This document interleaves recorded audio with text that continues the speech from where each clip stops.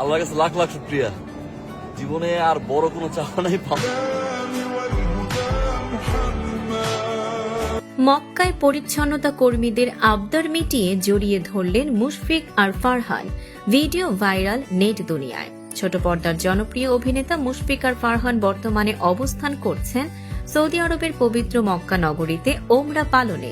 সম্প্রতি ছড়িয়ে পড়া এক ভিডিওতে দেখা যায় মক্কার কিছু পরিচ্ছন্নতা কর্মীর সঙ্গে হাসি মুখে ছবি তুলছেন ফারহান।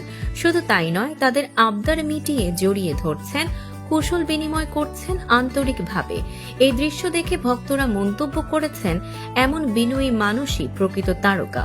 কেউ লিখেছেন, দোয়া করি দেশে ফিরে যেন দিনের পথে চলেন। সবশেষে মুশফিক আর ফারহান নিজের অফিসিয়াল ফেসবুক পেজে একটি ভিডিও বার্তা শেয়ার করেছেন, যেখানে তিনি ইহরামের পোশাকে কাবা শরীফের সামনে বসে বলেন, আলহামদুলিল্লাহ, কালো পাথরে চুমু দিতে পেরেছি, এটা আল্লাহর অশেষ রহমত, সবাই আমার জন্য দোয়া করবেন।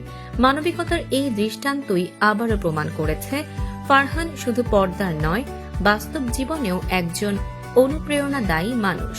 জানা গেছে চলতি মাসের শেষ সপ্তাহে দেশে ফিরবেন ফারহান এবং ফিরেই নতুন নাটকের শুটিংয়েও যোগ দেবেন।